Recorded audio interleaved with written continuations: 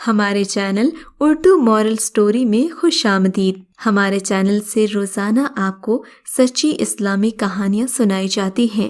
ان کہانیوں میں کوئی نہ کوئی ایسا سبق چھپا ہوتا ہے جو آپ کی زندگی سنوار سکتا ہے۔ آج کا واقعہ بھی ایسا ہی ہے۔ چلیے سنتے ہیں آج کی کہانی۔ میری شادی جس خاندان میں ہوئی تھی وہاں مذہب کا عمل دخل صرف اتنا تھا کہ اس کے نام کے مسلمان تھے، یا اس گھرانے میں عیدین کی نماز پڑھ لینے کا رواج باقی تھا، مگر نئی پوت کے سرخیل میرے شوہر پر عید کی نماز بھی گراں گزرتی تھی۔ گھرانہ تو ہمارا بھی خاص مذہبی نہیں تھا، لیکن وہاں نماز روزے کا اس طرح سے مذاق نہیں اڑایا جاتا تھا۔ ہمارے پڑوس میں قریشی صاحب کا خاندان جب سے آ کر آباد ہوا تھا، ہمارے یہاں مذہب کا عمل دخل کچھ بڑھ گیا تھا۔ ان کا گھرانہ ویسے تو ماڈرن تھا، لیکن نماز کے وقت یہ لوگ نماز کی پابندی کیا کرتے تھے، اور ان کی بیٹیاں جو میڈیکل کی طالبات تھیں لیکن گھر سے نکلتے وقت پورے نقاب میں ہوتیں، اسی طرح کالج جاتی۔ اس خاندان کی خاص بات یہ تھی کہ انہوں نے مذہب کو خود پر طاری نہیں کیا تھا، اسے اپنے اندر رچا بسا لیا تھا، اور اسی وجہ سے ہمارا گھرانہ ان کے قریب ہوتا گیا۔ قریشی صاحب کا انداز گفتگو ایسا تھا کہ ان کی باتیں دل میں اتر جاتی۔ ایک بار میں نے ایک مذہبی مسئلے پر جو میرے نزدیک خاصا متنازع تھا کے بارے میں ان سے سوال کر لیا۔ انہوں نے ایسا جواب دیا کہ میں تو مطمئن ہو گئی۔ ان کا تعلق لاہور سے تھا، ان کے گھر میں اکثر داتا صاحب کا ذکر ہوتا، اور یہ گھر والے داتا صاحب کا بڑا احترام کرتے تھے۔ میں ان کے ذکر سے پہلے ہی متاثر تھی۔ میری سالگرہ پر انہوں نے مجھے کشف المحجوب کا تحفہ دے دیا۔ ان کے تحفے اسی طرح کے ہوتے تھے۔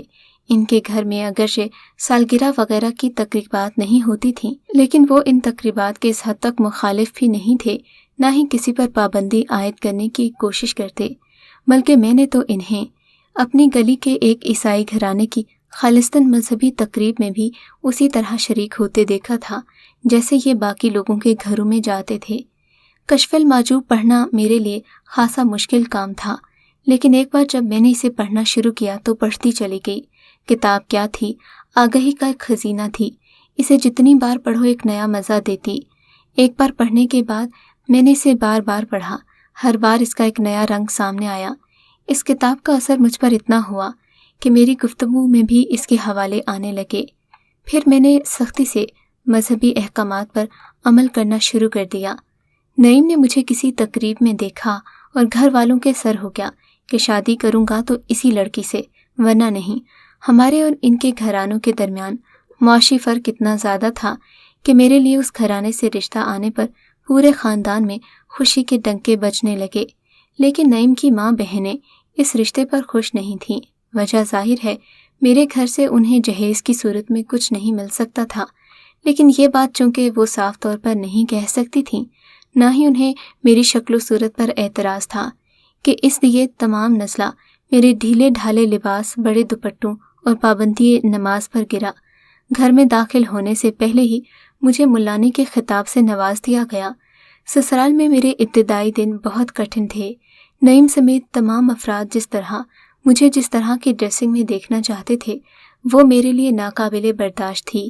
میری نماز روزے پر تنقید مجھے کسی صورت گوارا نہیں تھی، لیکن قریشی صاحب نے اس دوران میرا بہت ساتھ دیا۔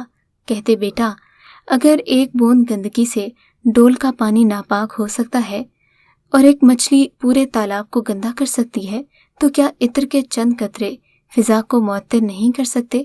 تم صرف چند دن صبر کر کے دیکھو، پھر دیکھنا ماحول کیسے بدلتا ہے۔ شادی کے ابتدائی دن جیسے تیسے گزر گئے۔ پھر میں نے دیکھا کہ آہستہ آہستہ نعیم میں بڑی تبدیلی آ رہی ہے۔ پارٹیز میں جانے سے پہلے وہ میرے لباس پر اعتراض نہیں کرتے، نہ ہی مجھے بھاری میک اپ کرنے کا کہتے۔ مجھے لگا کہ شاید انہوں نے حالات سے سمجھوتا کر لیا ہے، لیکن بعد میں مجھے علم ہوا کہ میرے یونیک ہونے نے یہ کام کر دکھایا ہے۔ بناوٹ اور دکھاوے کے اس ماحول میں میری سادگی ایک سٹائل بن گئی۔ سسرالی خاندان کی چند لڑکیوں نے بند گلے کی ڈھیلی قمیضوں اور بڑے بڑے دوپٹوں کا فیشن اپنا لیا۔ مردوں سے گفتگو سے حتی الامکان گریز نے مجھے کسی حد تک پاپولر بنا دیا۔ فیشن زدہ خواتین کو بھی مجھ سے گفتگو کرتے ہوئے بوریت کا احساس نہیں ہوتا تھا۔ مجھے ہر موضوع پر بات کرنا آتا تھا۔ سسرال میں میری بڑھتی ہوئی مقبولیت سے میری ساس بھی خوش تھیں۔ وہ خود کو بہت سوشل کہتی تھیں۔ جب ان کی بہو کی تعریف ہوتی تو وہ کیوں نہ خوش ہوتی۔ ایک بار بیماری کی تشخیص ہو جائے تو علاج سمجھ میں آ جاتا ہے۔ شادی کے پہلے ہی سال میں نے نعیم سے بوتیک کھولنے کی بات کی تو وہ بخوشی تیار ہو گئے۔ میری نندوں کو ایک نئی ایکٹیویٹی مل گئی اور وہ بھی کمر کس کر اس میں کود پڑیں۔ ڈیزائننگ اور کٹنگ کا کام میں نے سنبھال لیا، بقیہ کاموں کے لیے ملازمائیں رکھ لیں۔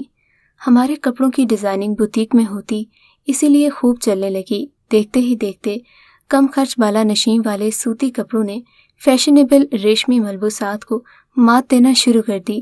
یہ تمام باتیں اپنی جگہ تھیں، لیکن یہ بات بھی ضرور تھی کہ میرے گھر والوں نے میرا مذاق اڑانا ختم کر دیا تھا، یا یوں کہہ لیں کہ مجھے میرے حال پر چھوڑ دیا تھا۔ شروع میں اس معاملے پر میری ان سے بحثیں ہوتی تھیں، لیکن اب انہوں نے اس موضوع پر بات کرنا ہی بند کر دی تھی۔ ان کا خیال تھا کہ چونکہ ان کا مطالعہ وسیع ہے سو وہ مجھے قائل کر لیں گے، لیکن جب مجھ سے پالا پڑا، میرے علم کا اندازہ ہوا تو انہیں یقین ہو گیا کہ میں کسی صورت بھی اپنی شناخت سے پیچھے ہٹنے والی نہیں ہوں۔ شادی کے 3 سال بعد ہمارے یہاں کوئی اولاد نہ ہو سکی۔ نعیم کا کہنا تھا کہ 2 سال تک انہیں بچہ نہیں چاہیے، اور پھر بعد میں قدرت ہم پر مہربان نہیں ہوئی۔ میری سسرال والے اس معاملے میں کافی روشن خیال تھے، البتہ میں خود تخلیق کے اس مرحلے سے گزر کر اپنی ازدواجی زندگی کو خوبصورت بنانے کی خواہش مند تھی۔ میں نے دنیا کے کئی ممالک کی سیر کی، لیکن میری پسند کے مقامات کے ذکر پر نعیم چڑھ جاتے۔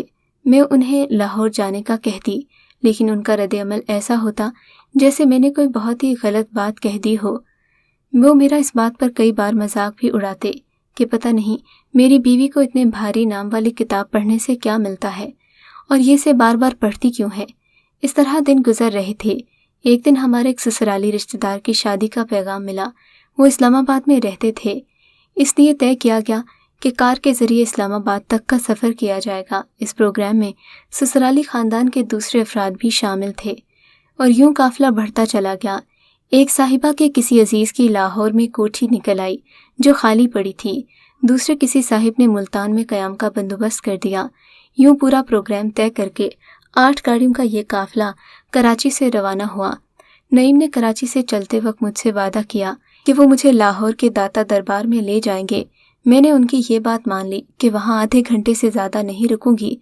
دل تو میرا اولیاء کی سرزمین ملتان میں رکنے کو بہت چاہا، لیکن اول تو ہم رات کو پہنچے، دوسرے میں نہیں چاہتی تھی کہ نعمان کو کسی قسم کا بہانہ مل جائے۔ میں نے ان سے کوئی مطالبہ نہیں کیا۔ بہرحال ہم لاہور پہنچے تو اس وقت رات کے 11 بج رہے تھے۔ تب ماڈل ٹاؤن نیا آباد ہو رہا تھا۔ کوٹھیوں کے درمیان کئی پلاٹ خالی رہتے تھے۔ جوں لاہور قریب آ رہا تھا، میری کیفیت عجیب ہو رہی تھی۔ میں نے نعیم سے کہہ دیا کہ اگر وہ بھی داتا دربار اسی وقت چلیں تو کیسا رہے گا۔ خلاف توقع وہ بھی تیار ہو گئے، کہنے لگے ٹھیک ہے، تمہاری وجہ سے ان سب کا وقت ضائع ہوگا، بہتر ہوگا کہ ہم ابھی سے ہو آئیں۔ میں خوش ہو گئی۔ طے یہ ہوا تھا کہ مطلوبہ کوٹھی پر پہنچنے کے بعد میں اور نعیم کسی صاحب کو لے کر جائیں گے اور پھر واپس آ جائیں گے، لیکن اپنے مطلوبہ مقام پر پہنچنے کے بعد نئی مشکل سامنے آ گئی۔ چوکیدار نے بتایا کہ گزشتہ کئی روز سے پانی بالکل نہیں آ رہا۔ چوکیدار کے مطابق گراؤنڈ ٹینک بھی بالکل خشک تھا۔ نعیم نے مجھ سے چلنے کے لیے کہا۔ میں نے کہا میں بغیر نہائے اس حالت میں وہاں نہیں جاؤں گی۔ کہنے لگے اتنا پانی نہیں ہے کہ تم نہا سکو۔ وہ پہلا موقع تھا جب مجھے ان پر غصہ آیا۔ وہ میری مجبوری کا مذاق اڑا رہے تھے۔ کہنے لگے اگر صبح تک تمہارے یہ داتا صاحب نہانے کا بندوبست کرا دیں تو میں بھی چلوں گا۔ انہوں نے انتہائی تمسخرانہ انداز میں کہا، اور بھابھی میں بھی۔ یہ میری نند تھی جو بھائی کے ساتھ میرا مذاق اڑا رہی تھی۔ میں روحان سی ہو گئی۔ میرا چہرہ دیکھ کر انہوں نے مزید مذاق اڑانے کا پروگرام ملتوی کر دیا۔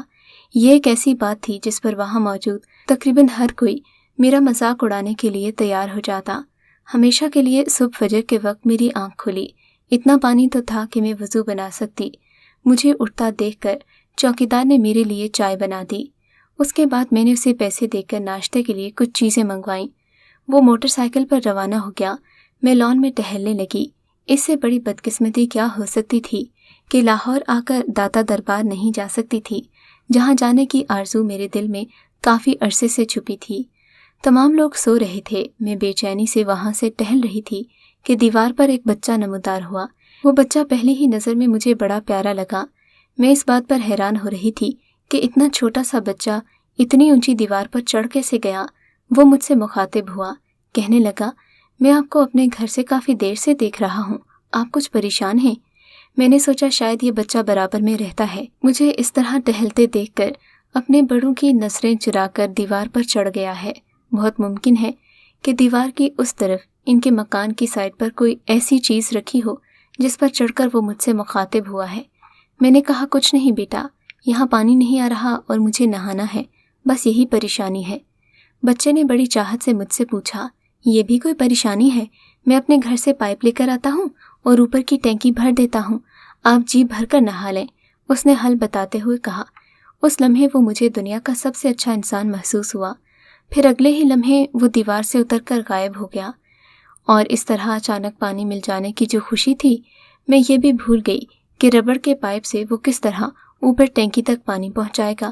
صبح کی روشنی ابھی پھیلی نہیں تھی، بلکہ یوں کہیے ہلکا اندھیرا تھا۔ تھوڑی دیر کے بعد وہ بچہ مجھے ایک پائپ کا کونا پکڑے اوپر ٹینکی کے پاس نظر آیا۔ اس نے وہ پائپ ٹینکی میں پھنسا دیا۔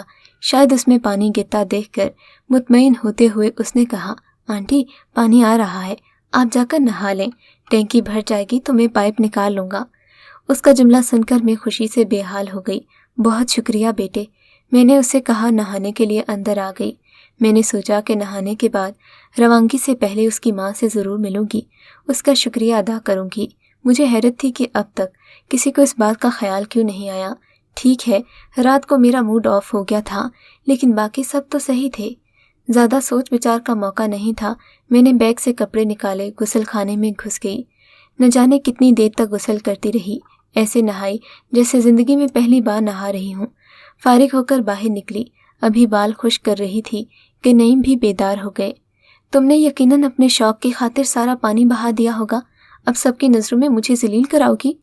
انہوں نے کس قدر غصے سے کہا۔ ان کی بات پر مجھے غصہ نہیں آیا، بلکہ میری بڑی خواہش پوری ہو گئی تھی، سو میرا موڈ اچھا تھا۔ جی نہیں جناب، برابر والوں کے بچے نے پانی کی ٹینکی میں پائپ لگا کر پانی بھرا ہے، میں نے مسکراتے ہوئے کہا۔ واٹ نان سینس، کون سے برابر والے؟ انہوں نے اٹھتے ہوئے کہا۔ رائٹ سائڈ پر جو مکان ہے، میں نے اطمینان سے کہا۔ کیا تم پاگل ہو گئی ہو؟ انہوں نے کسی قدر تشویش آمیز لہجے میں کہا۔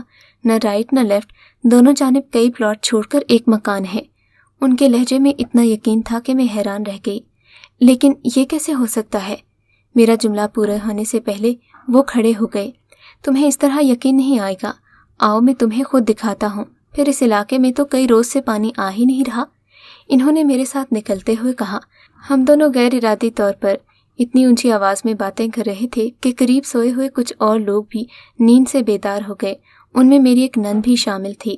نعیم صحیح کہہ رہے تھے، دائیں جانب کا مکان 6 پلاٹ چھوڑ کر تھا اور بائیں جانب کا فاصلہ بھی یقیناً اتنا ہی تھا۔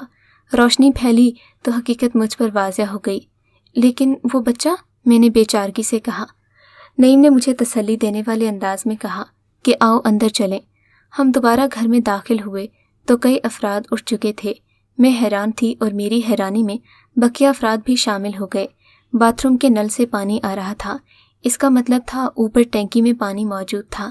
یہ سب کیا ہے؟ ایک نے ڈری ڈری سی آواز میں کہا۔ ہو سکتا ہے رات میں پانی آ گیا ہو، چوکیدار پانی چڑھا گیا ہو، ایک صاحب نے توجہ پیش کی۔ اور بھابھی نل میں پانی آتا دیکھ کر فریب نظر کا شکار ہو گئی ہوں گی آخر کو۔ لیکن اس سے پہلے ہی نعیم انڈر گراؤنڈ ٹینک کی طرف بڑھ گئے، ان کے پیچھے کئی افراد گئے۔ انڈر گراؤنڈ ٹینک خشک تھا، ایک صاحب کو اوپر بھیجا، ٹینکی لبالب بھری ہوئی تھی۔ تمام افراد بیدار ہو گئے، ہر ایک کے چہرے پر سوال تھا کہ یہ کیا ہے۔ اتنے میں نعیم کی کہی بات مجھے یاد آ گئی کہ اگر نہانے کا انتظام ہو گیا تو۔ نعیم نے کھوئے ہوئے انداز میں کہا کہ مجھے اپنا وعدہ یاد ہے۔ اس کے بعد جو کچھ ہوا اس کا اندازہ ہر شخص کر سکتا ہے۔ نعیم نے نہا کر نماز پڑھی، گڑ گڑا کر اپنے گناہوں کی معافی مانگی۔ ہمارا قافلہ اسلام آباد جانے سے پہلے داتا دربار گیا، وہاں سے ہم سحپہر کے لگ بھگ روانہ ہو گئے۔ لیکن جو کام میں مسلسل کوششوں سے نہیں کر سکی، ایک واقعے نے کر دکھایا۔ آج ماشاءاللہ ہم 4 بچے ہیں، 2 بیٹے اور 2 بیٹیاں۔ ہم انہیں دنیاوی تعلیم کے ساتھ ساتھ دینی تعلیم بھی دلوا رہے ہیں۔ نعیم نے بھی خود کو مکمل بدل لیا ہے، تبدیلی تو سب میں آئی ہے۔ ہمارا پورا گھرانہ نماز روزے اور دیگر احکامات دین کا پابند ہو گیا ہے، مگر نعیم نہ صرف بارش ہو گئے ہیں بلکہ دین کے معاملات میں مجھ سے ایک قدم آگے نظر آتے ہیں۔ ہم دونوں 3 حج کر چکے ہیں، اس بار 4تھے حج کے لیے جا رہے ہیں۔ اللہ ہماری عبادتوں کو قبول فرمائے۔